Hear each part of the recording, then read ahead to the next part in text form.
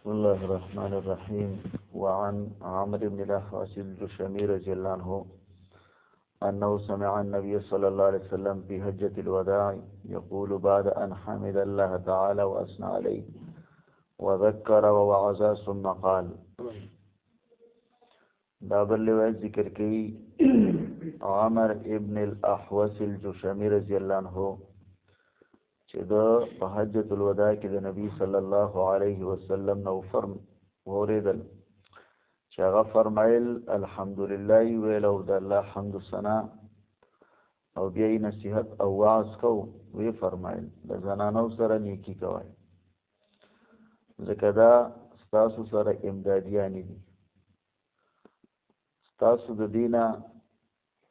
د سشي مالکان نه یې غیر د دغه نه مثال د خپل نفس حفاظت بکی د مال حفاظت بکی آنکه به حیايي وږي نو بیا پاغي کې دا چې د دې سره بایکاټ وکړي او وه دې لرا په دې وهلو سره چې هغه چې کم دینو سخت نه که تاسو خبره ومنله نو بیا په دې باندې لار د طلاق او عمل ټوي او به فرمایل نبی له سلام تاسو لپاره تاسو په زنانو باندې حق دی او د زنانو په تاسو باندې حق دی تاسو حق په دې باندې دا دی چې تاسو په بسترو باندې هغه سړی نه کینئ هغه څوک باندې کینئ چې تاسو بد غاڼئ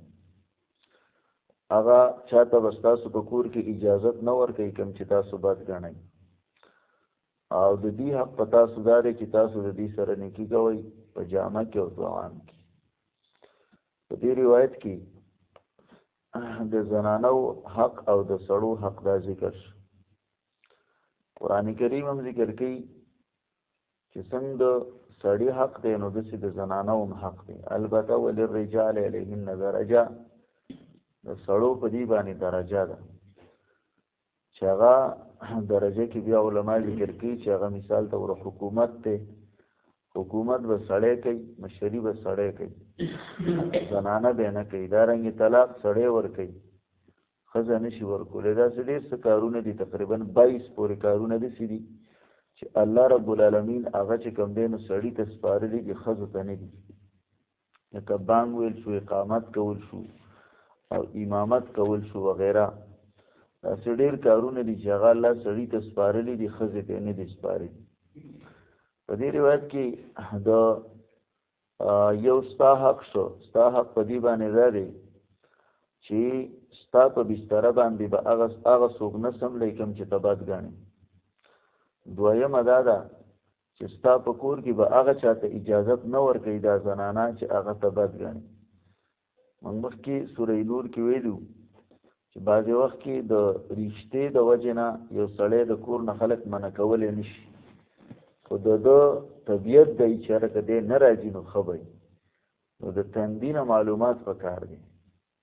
چې هرکه دې سړي تندی راچولی نو پکار دا ده لکه بعضې داسې رشته دار دي چې د هغې نه فرض ده دې رشته دار خو د هغې نه د زنانو منځ کې یو بل لین دین او دارنګې دغه چې کومه ازادي د نن سبا چې کوم پښتانه کوي دا ازادي او خاص کر دی اخترونو کې غمونو کې خادو کې په دې کې بالکل یو بل کړه بغیر تکلف بے تکلف شي بیا سباله د دینه مسلې جوړ شي او پردې سره د چا کور ته نه ځي او هغه سره دي چې هغه به د رشتہ داري مثال تور دا مې ماماز وې دی او دا مې د تروریز دی او دا فلان دی او دا فلان دی دا غي نه بیا سباله کله کله دغه مسله جوړه شي چې هغه د بې عزتۍ سبب وګرځي اصل کې دا د قرآن کریم نه لرېوالی دی کله کله دا پښتانه ویل دا مولیان تنګ نظري نو نعوذ بالله بیا خو رسول الله هم تنګ نظر الله په خپل هم تنګ نظر دی بیا خو الٰه العالمین ستا د پردې خیال ساتي ستا د عزت خیال ساتي دارنګې پیغمبر خدا حدیث کې راځي نبی علیہ السلام دا فرمایلو چې سړی د زنانه سره څوک ویني نو دی به چې کوم دی نو څلور ګواهان په دې باندې پیش کوي که نه او هغه چې شمدید ګواهان چې څه ته وایي نو صحابي ویل الله پیغمبره دا وخت هم څوک ګواهان ګوري نبی علیہ السلام د غیرت ته وګورئ، دی هم غیرتي دی، خو د ده نه زه زیات غیرتي یم او زما او ستا نه الله ډېر غیرتي دی. نو چې د الله غیرت دا نه برداشت کوي چې مثال ته ورباندې چې د کومو زنانو د کومو سړو ترمنځ پرده ده نو دې د یو بل سره نه میلاویږي. خیال دی. خو کله کله داسې چې په بازار کې بیا پرده نه کوي او د خپل سړي نه پرده کوي. سړي سره خپله ښځه بازار ته تلې وه، نو دی ترې مخکې وه، نو ښځه ورپسې وه، نو هغې بورخه اوچته کړې وه داسې. نو د یو ځل وکتل نو هغې زر بوکته کړله، راکته کړله، نو په بل ځل یې وکتل نو بیا یې راکته کړله، چې په درېیم ځل چې بس ورپسې را واپس شو، ایسته یې غونډه کړله. دلته خو ټول بازار نه پرده نه کوي او صرف زمانه کې چې زه وګورم چې ته بورکته کړي راښکته کړي، نو ټول بازار ستا څه دی. زمونږ د پښتنو چې کوم دی نو ملا صاحب هم خپل دی، پوه شوې که نه، او چې دم ممله ولځي که نه، نو بس بربنډه ورته ناسته وي دغسې لکه بربنډه، دا مطلب چې بورخه مورخه نه وي، پړونې مړونې نه وي. او ډاکټر خو یې بیخي ساکار اور دی، بیخي څه دی ساکار اور دی. حالانکه علما ذکر کوي چې ډاکټر ته به مثال ته ورباندې هغه ځای ښیي چې هغه بیمار دی. بورخه مو خبره لري کوي نه، که داسې بیماري چې هغه د سترګو نه معلومیږي، یا مثال طور د غاښونو مسله ده، د سترګو مسله ده، د سر مسله ده، نو بیا هغې ته ضرورت وایي. نو بیا به د ضرورت په بنا باندې هغه چې کوم دی نو دغه ځای ښکاره کوي او نوره بورخه به اچولي. نو دی صحیح یو اول بورخه اچوي نه، او که وایي چې چېرته ډېره د غم ګڼلی شي نو ډاکټر دکان ته چې وردن نه شي نو مکمل یې څه کړي لرې کړي. نو چې لرې کړي سره دا یې بیخي ساکار اور دی. نو د دې وجې نه نبي صلی الله علیه وسلم فرمایل چې ستاسو په کور کې به هغه چا ته اجازت نه ورکوي چې تاسو یې بد ګڼئ، چې دا سړی د زما کور ته نه راشي. او د هغې حق په تاسو دا دی چې تاسو به ورله ښه جامه کوئ او ښه خوراک ورله ورکوئ. عامر ابن الاحوص شمیر رضی الله عنه انه سمع النبي صلی الله علیه وسلم د نبی علیه السلام نه واورېدل په حجة الوداع کې یقول فرمایلی بعد ان حمد الله واثنى علیه، پس هغه نه چې د الله حمد و ثنایي ویله، وذکر او نصیحت یې ورکوه، وعظه او وعظ یې کوه، ثم قال به فرمایل واستوصوا بالنساء، وصیت قبول کوي په باره د زنانو کې خیرا د نیکۍ کولو چې د هغې سره ښه کوئ. فانهن عوان عندکم، یقینا دا امدادیانې دي ستاسو سره، لیس تملکون نه تاسو مالکان منهن د دې نه شیئا د څه شي غیر ذلک غیر د دې نه، الا ان یأتین بفاحشة مبینه، مګر دا چې راتلو کي په بیا ښکاره سره. فإن فعلنا کچرې دي دا کار وکړو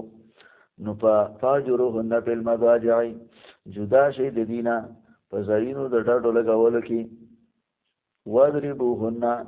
او ووهئ دې لره ضربا په وهلو سره غیر مبرح چې سخت نه وي، یعنې داغ نه جوړېږي اندام مات نه شي. فإن اطعنکم که ستاسو خبرې ومنله فلا تبغوا علیهن سبیلا، نو مه لټوئ په دې باندې لاره د طلاق. والا خبردار ان لکم علی نسائکم، یقینا ستاسو لپاره په زنانو ستاسو حق دی، ولنسائکم او د زنانو ستاسو په تاسو باندې حق دی، په حقکم ستاسو حق په دې باندې دا دی الله یطئن فرشکم، چې نه به